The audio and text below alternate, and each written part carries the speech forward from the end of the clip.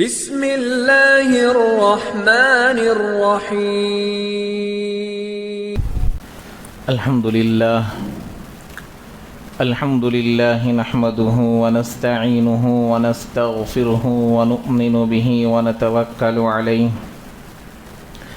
ونعوذ باللہ من شرور انفسنا ومن سیئات اعمالنا من يهده الله فلا مضل له ومن يضلله فلا هادي له ونشهد أن لا إله إلا الله وحده لا شريك له ونشهد أن سيدنا ومولانا محمدا عبده ورسوله صلى الله عليه وعلى آله وبارك وسلم تسليما كثيرا كثيرا أما بعد فأعوذ بالله من الشيطان الرجيم بسم اللہ الرحمن الرحیم ظہر الفساد فی البر والبحر بما کسبت ایدی الناس وقال اللہ تبارک وتعالی فی القرآن المجید والفرقان الحمید من یشفع شفاعة حسنة یکن له نصیب منها ومن یشفع شفاعة سیئة یکن له کفل منها وقال النبی صلی اللہ علیہ وسلم کلکم راع وکلکم مسئول عن رعیتہ او کما قال النبی علیہ الصلاة والسلام رب اشرح لی صدری ویسر لی امری واحلل عقدۃ من لسانی یفقهوا قولی اللہم صل علی سیدنا مولانا محمد فی اول کلامنا اللہم صل علی سیدنا مولانا محمد فی اوسط کلامنا اللہم صل علی سیدنا مولانا محمد فی آخر کلامنا بلغ العلا بکمالہ کشف الدجا بجمالہ حسنت جمیع خصالہ صلو علیہ وآلہ۔ معزز سامعین کرام، بھائیوں، بزرگوں، دوستوں، اللہ تبارک و تعالیٰ کے ناموں میں سے ایک نام خالق ہے۔ خالق کا مطلب ہے پیدا کرنے والا۔ دنیا میں ہر چیز مخلوق ہے جو پیدا ہوئی ہے، اور اللہ تعالیٰ خالق ہے جو پیدا کرنے والا ہے۔ زمین، آسمان، چاند، سورج، ستارے، سمندر، یہ تمام جتنی بھی دنیا میں ہے سب چیزیں مخلوق ہیں۔ انبیاء بھی، اولیاء بھی، اور دنیا میں پہاڑ ہو، سمندر ہو، پانی ہو، کھانے کی چیزیں ہوں، پینے کی چیزیں ہوں، درندے ہو، چرندے ہو، سب چیزیں مخلوق ہے۔ اللہ خالق ہے، اور خالق ہمیشہ سے رہتا ہے اور ہمیشہ رہے گا۔ مخلوق ہمیشہ سے تو نہیں رہتی، درمیان میں اس کا وجود آتا ہے۔ اللہ تبارک و تعالی مخلوق کو اپنی بندگی کے لیے پیدا کیے ہیں، اور مخلوق کو اللہ تبارک و تعالی نے ارشاد فرمایا ان الدنیا خلقت لکم۔ اللہ تعالیٰ انسان کے لیے، جس کو اشرف المخلوقات کہتے ہیں، اللہ کا خلیفہ ہے انسان۔ انی جاعل فی الارض خلیفہ۔ جب اللہ تعالیٰ حضرت آدم علی نبینا وعلیہ الصلاۃ والسلام کو پیدا کرنے کا ارادہ کیا تو اللہ نے کہا میں دنیا میں میرے خلیفہ کو پیدا کرنا چاہتا ہوں۔ تو انسان اللہ کا خلیفہ ہے۔ تو اللہ نے انسان کے سلسلے میں فرمایا ان الدنیا خلقت لکم، دنیا تمہارے لیے میں نے پیدا کیا۔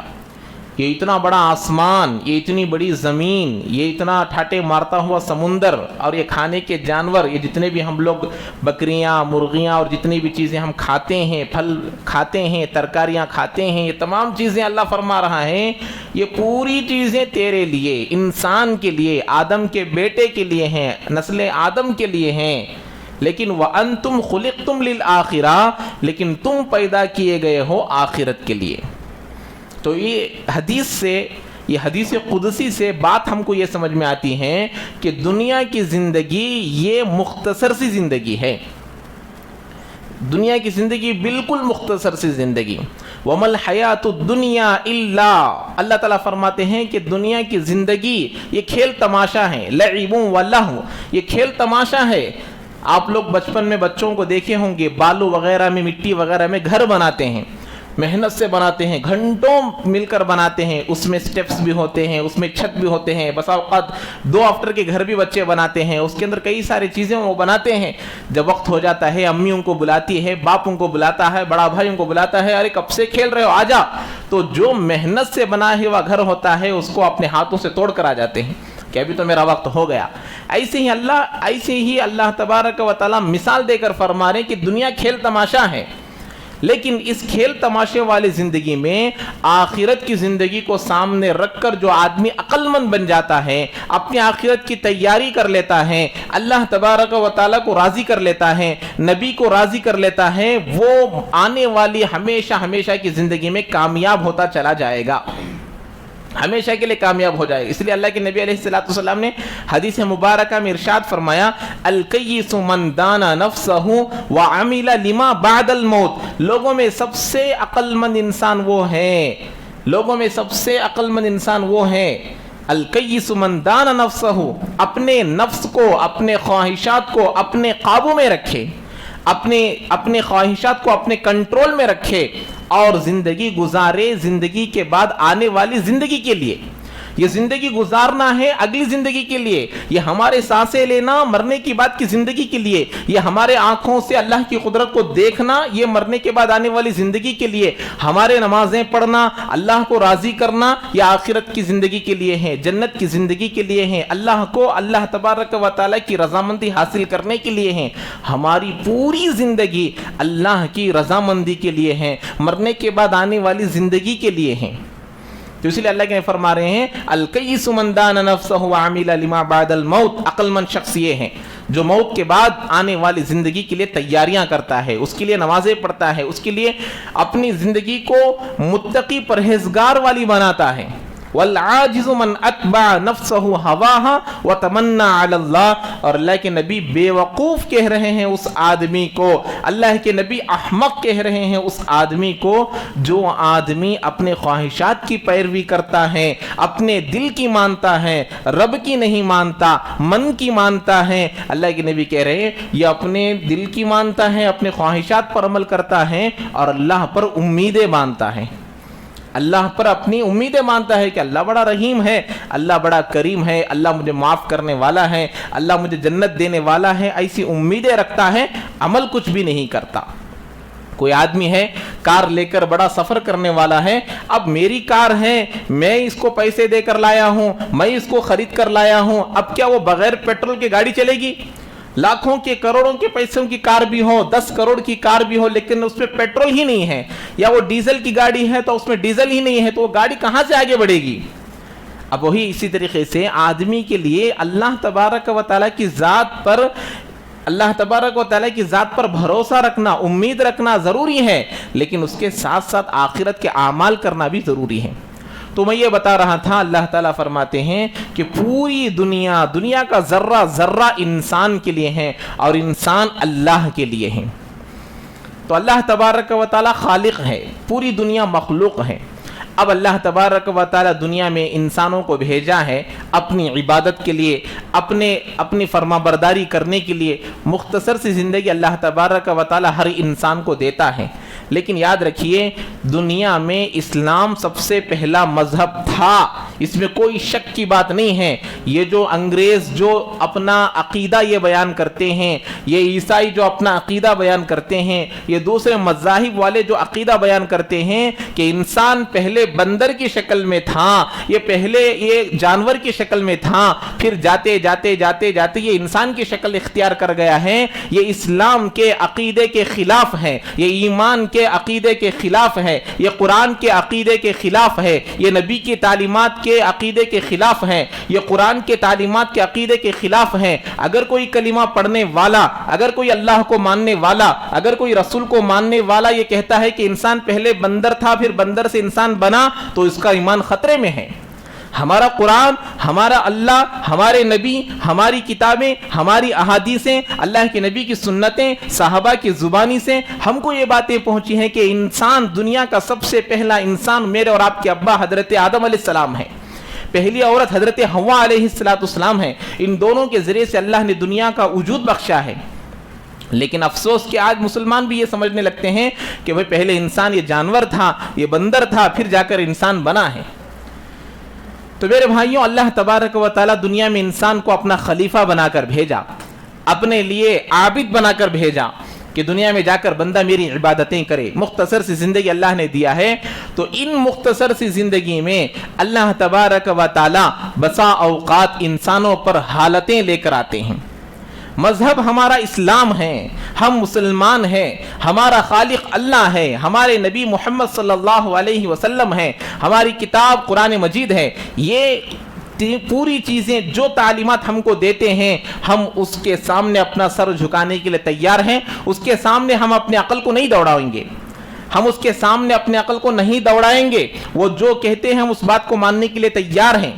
تو ہمارا مذہب پہلے سے تھا، اب بھی ہے، اور قیامت تک بھی انشاءاللہ رہے گا۔ تو یہ بتا رہا تھا کہ آدمی زندہ ہے، ایک پتھر ہے، ایک پہاڑ ہے، اس پر آپ کتنا بھی پانی برسائیے، اس پر کتنی بھی بارش برسے، اس پر ایک چھوٹا سا درخت بھی نہیں اگے گا۔ اگر وہاں کوئی مٹی پڑی ہوئی ہے تبھی وہاں درخت اگ سکتا ہے، لیکن کبھی بھی وہ ایک پتھر کے اوپر، ایک پہاڑ کے اوپر، ایک سیل کے اوپر، ایک بنڈے کے اوپر کبھی بھی کوئی درخت نہیں اگتا۔ جب اس سے مٹی سے کوئی تعلق ہو جاتا ہے تو تب وہاں پر درخت اگنے لگتا ہے۔ ایسے ہی اللہ تبارک و تعالی، ایک پتھر کو آپ جتنا بھی ماریے، کیا بھی کیجئے، اس کو احساس تک نہیں ہوتا، کیونکہ وہ بے حس ہے، اس کو احساس نہیں ہوتا۔ ایسے ہی اللہ تبارک و تعالی اسلام کو، اسلام کے ماننے والوں کو، مسلمانوں کو زندہ قوم بنا کر پیدا کیا، اور حالتیں زندہ قوم پر ہی آتے ہیں۔ اسلام اور مسلمان یہ زندہ قوم ہے، اللہ کو ماننے والی ہیں، اس کا عقیدہ ہے کہ مرنے کے بعد پھر زندگی آنے والی ہیں، اور جیسے زندہ قوم پر ہی، زندہ لوگوں پر ہی حالتیں آتی ہیں، ایسے ہی زندہ قوم پر حالتیں آتی ہیں، وہ اور میں اور آپ ہے وہ۔ جیسے میں آپ کو موٹی مثال دے کر سمجھاتا ہوں، ایک درخت ہے، ایک کانٹے دار درخت ہے، وہ کانٹے دار درخت کتنا بھی گھنا ہو، اس میں کتنے بھی پتیاں ہو، کوئی آدمی اس کو پتھر سے نہیں مارتا کہ اس کے اندر پھل ہیں مجھے پھل مل جائے۔ کانٹے دار درخت کو کون مارے گا؟ جو درخت پھلدار ہوتا ہے، جس درخت میں فروٹس لگے ہوئے ہوتے ہیں، جس درخت میں کھانے کی چیزیں لگی ہوئے ہوتی ہیں، اور جو درخت جتنا میٹھا ہوگا، جو درخت جتنا لذیذ ہوگا، جو درخت جتنا میٹھا ہوگا، اس کو اتنے پتھر پڑتے ہیں، اس کو اتنے مار پڑتے ہیں۔ کیوں؟ انسان کو وہ پسند آ گیا ہے، آدمی کو وہ پسند آ گیا ہے، اور جیسے وہ پسند آنے پر اس کو مارتے ہیں، اس کو مار کر وہاں کے پھل حاصل کر لیتے ہیں۔ کیوں؟ اس لیے کہ وہ پسندیدہ ہے۔ ایسے ہی اسلام، مسلمان مذہب، اسلام مذہب یہ پسندیدہ ہے، اللہ کا پسندیدہ ہے۔ اس کے نہ ماننے والے دشمن اب اس کو پتھر مارتے ہیں، اس کے ساتھ دشمنی اختیار کرتے ہیں، کیونکہ یہ زندہ قوم ہے، اس پر حالتیں آئیں گی۔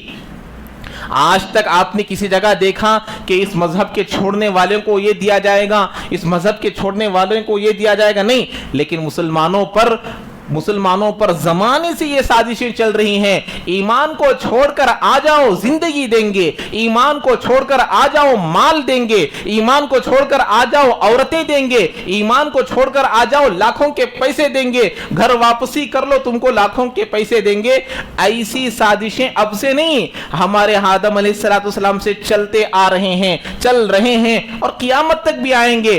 آپ کو معلوم ہے حضرت بلال رضی اللہ تعالیٰ عنہ حبشی تھے، اور وہ خوبصورت بھی نہیں تھے، غلام تھے، احد کہنے والے تھے، لا الہ الا اللہ پڑھنے والے تھے، اشہد ان لا الہ الا اللہ پڑھنے والے تھے، نماز پڑھنے والے تھے، اللہ پر ایمان رکھنے والے تھے۔ ان کا گناہ، ان کی غلطی یہ تھی کہ انہوں نے ایک اللہ کو مانا، آخری رسول کو مانا، نماز کی پابندی کی، کتنے سازشیں رچی گئی، ان کا ایمان جذب کرنے کی کوشش کی گئی، ان کا ایمان چھیننے کی کوششیں کی گئی۔ ان کو کہا جاتا تھا ایک طرف ان کا ایمان، دوسری طرف ان کی جان، ایک طرف ان کا ایمان، دوسری طرف ان کی دل کی دھڑکنیں، ایک طرف ان کا ایمان، دوسری طرف ان کی سانسیں۔ یہ تمام چیزوں کو سامنے رکھنے کے باوجود بھی اے بلال زندگی چاہتے ہو تو تم اسلام سے پھر جاؤ۔ اس وقت بھی قربان جائیے حضرت بلال رضی اللہ تعالیٰ عنہ جیسے ایمان والے صحابی سے کہ وہ کہتے تھے احد اللہ ایک ہے، تم میری جان تو لے سکتے ہو،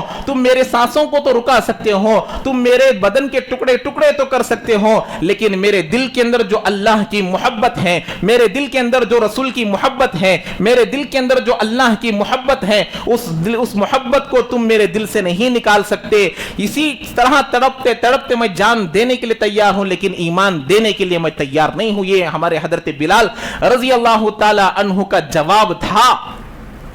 انہوں نے قیامت تک آنے والے لوگوں کو، قیامت کے قریب آنے والے 14ویں صدی میں آنے والے مسلمانوں کو یہ سبق دے رہے ہیں کہ دیکھو، ہم یہ ایمان کے خاطر، اسی قرآن کے خاطر، اسی دین کے خاطر، اسی نماز کے خاطر، اسی زکوٰۃ کے خاطر، اسی مساجد کے خاطر، انہی مدارس کے خاطر، دین کی محنت کے خاطر اپنے جانوں کا نذرانہ پیش کیا، لیکن ایمان کا سودا نہیں کیا، نماز کا سودا نہیں کیا، مدارس کا سودا نہیں کیا، مساجد کا سودا نہیں کیا۔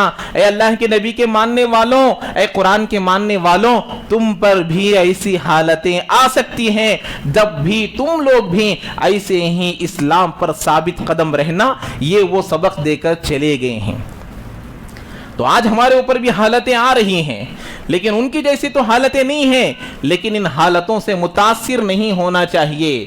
ایسی حالتیں آنے پر حضرت بلال جیسے صحابی کے ایمان کو یاد کرنا چاہیے، حضرت ابوبکر جیسے ایمان کو یاد کرنا چاہیے، حضرت عمر رضی اللہ تعالیٰ عنہ جیسے صحابہ کے ایمان کو یاد کر کر اپنے ایمان کو، اپنے اعمال کو، اپنے عقیدوں کو، اپنے نبی کی محبت کو، اپنے اللہ کی محبت کو زیادہ کرنا چاہیے، اس میں کمی بیشی ہونے نہیں دینا چاہیے۔ تو ایسے واقعات ایک دو نہیں بلکہ کئی سارے واقعات ہیں۔ تو ہمارے ساتھ بھی یہ سازشیں رچی جا رہی ہیں، مسلمانوں سے مسلمانوں کا اسلام چھیننے کی کوششیں کی جا رہی ہیں، مسلمانوں سے مسلمانوں کے عقیدے کو چھیننے کی کوششیں کی جا رہی ہیں، مسلمانوں سے مسلمان کی قرآن کو چھیننے کی کوششیں کی جا رہی ہیں، مسلمانوں سے مسلمانوں کے دین کو چھیننے کی کوششیں کی جا رہی ہیں، مسلمانوں سے مسلمانوں کی مساجدیں چھیننے کی کوششیں کی جا رہی ہیں، مسلمانوں سے مسلمانوں کے مدارس چھیننے کی کوششیں کی جا رہی ہیں۔ ہمارا جان کا سودا کیا، ہم ماننے کے لیے تیار ہو گئے، ہمارے مساجد کا سودا کیا، ہم ماننے کے لیے تیار ہو گئے، مدارس کا سودا کیا، اس کو ماننے کے لیے تیار ہو گئے، لیکن آج یہ ہمارے ایمان پر ڈاکہ ڈالنے کی کوششیں کر رہے ہیں۔ یہ ہمارے لیے، کسی بھی مسلمان کے لیے، لا الہ الا اللہ پڑھنے والے کے لیے، اشہد ان لا الہ الا اللہ پڑھنے والے کے لیے یہ کبھی بھی گوارا نہیں ہوگا کہ وہ اپنے ایمان کا سودا کرے۔ جو ایمان کا سودا کر کر دوسرے مذہب میں چلا جاتا ہے، جو ایمان لا کر ایمان کو چھوڑ کر چلا جاتا ہے، وہ اسلام میں داخل نہیں رہتا، اس کو مرتد کہتے ہیں۔ لیکن آج اس کی سازشیں چل رہی ہیں، ایسی تکالیفیں، پریشانیاں، تنگ دستی مسلمانوں پر لاگو کیا جا رہا ہے کہ جو کمزور ایمان والے ہیں، جو کمزور عقیدہ رکھنے والے ہیں، آج وہ یہ سمجھ رہے ہیں کہ کیا ہمارا مسلمان بن کر پیدا ہونا کوئی گناہ کا کام ہے، کہ ہم جو مسلمان ہو کر پیدا ہوئے کہ یہ ہمارے سے غلطی ہو گئی۔ اللہ نے قرآن میں فرمایا، 1400 سال پہلے ہی فرمایا، وَمَا نَقَمُوا مِنْهُمْ إِلَّا أَن يُؤْمِنُوا بِاللَّهِ الْعَزِيزِ الْحَمِيدِ۔ اللہ تبارک و تعالی ہم کو یہ سبق دے رہے ہیں کہ اس زمانے میں ہمارے نبی آنے سے کئی ہزار سال پہلے ایک واقعہ پیش آیا، چھوٹے چھوٹے بچوں کو، بوڑھوں کو، بڑوں کو، سب کو ایک خندق میں، جس میں آگ لگائی گئی تھی، جس میں آگ جل رہی تھی، چھوٹے چھوٹے بچوں کو ڈالا گیا، بڑوں کو ڈالا گیا، عورتوں کو ڈالا گیا، مردوں کو ڈالا گیا۔ اللہ نے خود فرمایا، ان کو یہ جو سزا دی جا رہی ہے، ان کو یہ جو سزا دی جا رہی ہے، کیوں دی جا رہی ہیں؟ وَمَا نَقَمُوا مِنْهُمْ إِلَّا أَن يُؤْمِنُوا بِاللَّهِ الْعَزِيزِ الْحَمِيدِ۔ یہ زبردست حکمت والے اللہ پر ایمان لانے کی وجہ سے ان لوگوں کو یہ آگ کے خندق میں ڈالا جا رہا ہے۔ یہ ہمارا ایمان، اس کو بچا کر لے جانا ضروری ہے۔ ہمارے اوپر جو حالتیں آ رہی ہیں، یہ ایمان کو مضبوط کرنے کے لیے ہیں، ایمان کو کمزور کرنے کے لیے نہیں، ایمان کو مضبوط کرنے کے لیے ہیں، کمزور کرنے کے لیے نہیں۔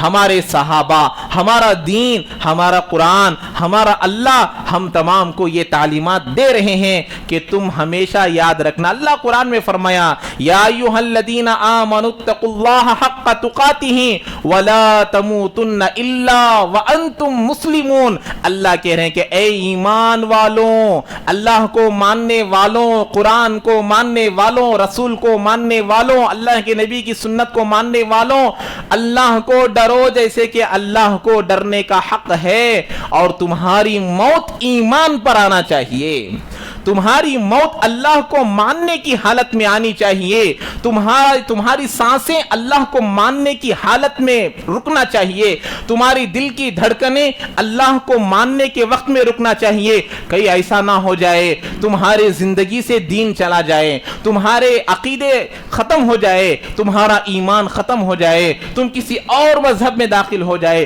اور اس وقت تمہاری اگر موت آ گئی تو کتنی خسارے کی بات ہے. اللہ تبارک و تعالی آخر کی چیز بتا رہا ہے, موت کے وقت کی چیز کو بتا رہا ہے کہ تمہاری موت ایمان پر آنا ہے, تمہاری زندگی گزارنا ہے ہی پوری زندگی ایمان پر, اعمال پر, نماز پر, روزے پر, زکات پر, دین کی محنت پر, اشاعت دین پر, تحفظ شریعت پر زندگی گزارنا ہے ہی, لیکن موت کس پر آنا ہے؟ ایمان پر آنا ہے. موت کس پر آنا ہے؟ اللہ کو ماننے کی حالت میں آنا ہے. کیوں؟ اس میں یہ حکمت بھی ہے, اے ایمان والوں, ایمان کا عقیدہ رکھنے والوں, اللہ کا عقیدہ رکھنے والوں, تم سے تمہارے ایمان کو چھیننے کی پوری کوششیں کی جائے گی, تم سے تمہارے قرآن کو چھیننے کی پوری کوششیں کی جائے گی, تم سے تمہارے دین کو چھیننے کی پوری کوششیں کی جائے گی. اسی لیے اللہ یہ فرما رہے ہیں تمہاری موت دین پر آنا ہے, تمہاری موت ایمان پر آنا ہے, تمہاری موت رسول کو ماننے کی حالت میں آنا چاہیے. تو میرے بھائیوں, اللہ تبارک و تعالی کہنے کا مطلب یہ ہے کہ تمہارے اوپر حالتیں ضرور آئیں گی. آج ہمارے اوپر حالتیں آ رہی ہیں, حالتوں پر حالتیں آ رہی ہیں. مسلمانوں کے پردوں کے ساتھ کھلواڑ کیا جا رہا, مسلمانوں کے عورتوں کے ساتھ کھلواڑ کیا جا رہا, ہمارے وقف بورڈ کی جو ہماری جائیداد ہوتی ہے اس کے ساتھ کھلواڑ کیا جا رہا ہے, ہمارے جائیدادوں کے ساتھ کھلواڑ کیا جا رہا ہے, ہمارے مساجدوں پر حملہ کیا جا رہا, ہمارے مدارسوں پر حملہ کیا جا رہا, مسلمانوں کی زندگیوں کے ساتھ کھلواڑ کیا جا رہا.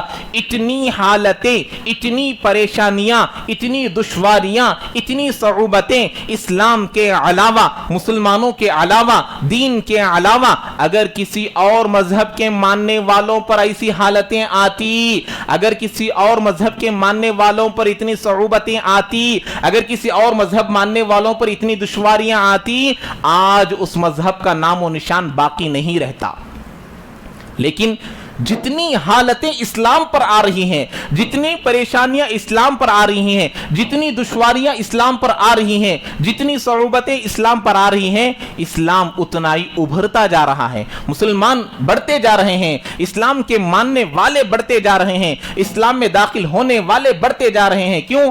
یہ برحق دین ہے, یہ اللہ کا دین ہے, میرے نبی کا دین ہے. یہ اس کی حق ہونے کی سب سے بڑی دلیل یہی ہے کہ اس میں داخل ہونے والے سب سے زیادہ ہے. آپ لوگ نیٹ کے اندر, گوگل کے اندر چیک کر دیکھیے سب سے بیسٹ ریلیجن کون سا ہے, آپ دیکھیے سب سے پہلا مذہب کون سا بتاتا ہے, دیکھیے. اور سب سے زیادہ دین میں داخل ہونے والے کون سے, دین میں سب سے زیادہ لوگ داخل ہو رہے ہیں, چیک کر دیکھیے. اسلام ہے ایسا دین ہے جس کے اندر سب سے زیادہ لوگ داخل ہو رہے ہیں.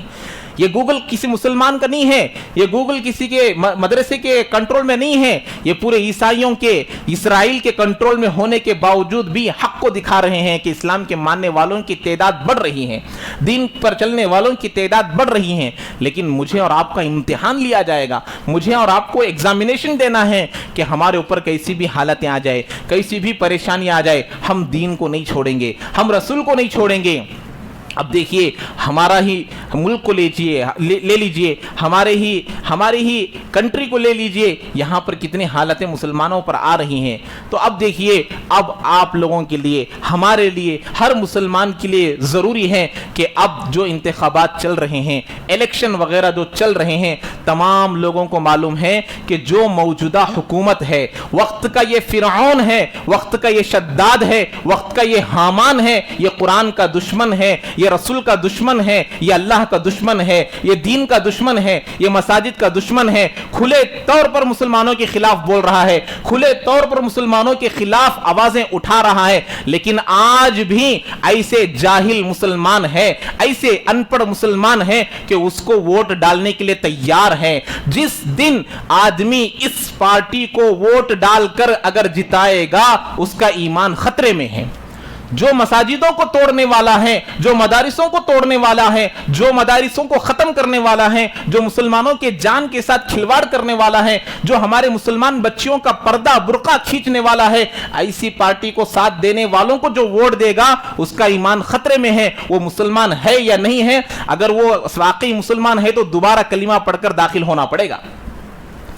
तो सोचने समझने का मकाम है। हमारे मुसलमान भाई सोचते नहीं हैं, जाकर जो वोट चाहे डालकर आ जाते हैं और इतना सोचते हैं, इतना समझते हैं जो पैसे देगा हम उस पार्टी को वोट डालेंगे। इतने जाहिल किस्म के लोग हैं कि जो पैसे देगा, 500 देगा, 1000 देगा, हम उसको डालेंगे, जो पैसे नहीं देगा हम वोट नहीं डालेंगे, जब तक पैसे नहीं देगा हम वोट नहीं डालेंगे। अरे अल्लाह के बंदों, 500 रुपये को 5 साल में अगर डिवाइड करेंगे 1 रुपया भी नहीं पड़ता है। और ऐसे जाहिल को, ऐसे जालिम को और ऐसे जाबिर बादशाह को जाकर जिताते हैं जो हमारे आकर हमारे मसाजिदों को खत्म करने वाला है, जो हमारे मदारिसों को खत्म करने वाला है। इसलिए सोचने और समझने का मकाम है। आप लोगों के सामने गुज़िश्ता 5 सालों की, 3-4 सालों की कारगुजारियां सामने हैं। कर्नाटक के अंदर हमारी मुसलमान लड़कियां कॉलेज को पढ़ने के लिए जाती थी, बुर्का पहनकर जाती थी, ओढ़नी पहनकर जाती थी, हिजाब के साथ जाती थी। यही वो जालिम पार्टी है जो हमारे लड़कियों के सर से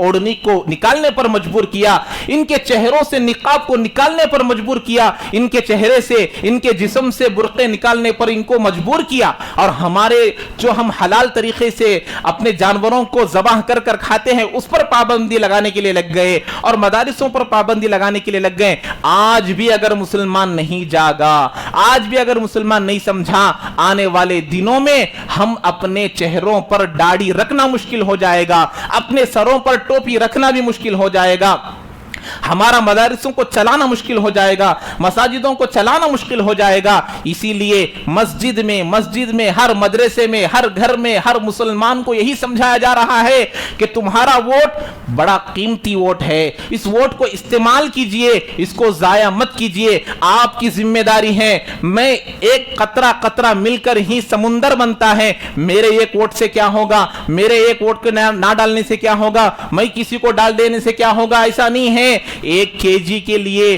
5 सेब आते हैं, 1 केजी पर 4 आम आते हैं, 3 पड़ गए तो अब वो 1 मिलकर ही 1 किलो बनते हैं, वो 1 ना हो तो वो 1 किलो नहीं है। ऐसे ही बसा औकात 1-1 वोट मिलकर ही किसी को एमपी बना सकते हैं, किसी को एमएलए बना सकते हैं।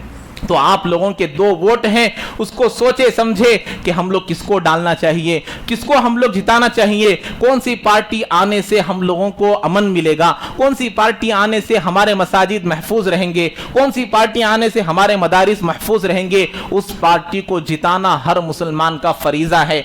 आज तक तकरीबन हिंदुस्तान को आज़ाद होकर 70 पर 5 साल से 80 साल होने को आ रहे हैं, मसाजिदों में ऐसा ऐलान नहीं किया गया, मुसलमानों को ऐसा मसाजिद में नहीं समझाया गया कि वोट डालो, वोट को इस्तेमाल करो, अपने मसाजिदों की हिफाजत करो, ऐसा कभी भी नहीं कहा गया। लेकिन आज हर मस्जिद में, हर घर को, हर आदमी को मुलाकात कर कर कर दावत और तबलीग का काम शुरू होकर 100 साल हो गए। उन बुजुर्गाने दीन के लिए लाखों करोड़ों सलाम हो। अल्लाह इसे बुजुर्गाने दीन के उम्रों में बरकतें नसीब फरमाए, वक्त की नजाकत को समझे और समझ कर कहा अपने 3 दिनों में, अपने 40 दिनों में, अपने गश्तों में, अपनी रोजाना की मुलाकातों में, हफ्तेवारी तालीम में इसी के बारे में बोलो, इसी के बारे में बताओ कि अपने वोट को डालो, अपने वोट को इस्तेमाल करो। क्यों बताया जा रहा है, क्यों इतना समझाया जा रहा है? हालतें सर के ऊपर आ गई हैं, पानी सर के ऊपर आ गया है, अब भी मुसलमान नहीं जगा।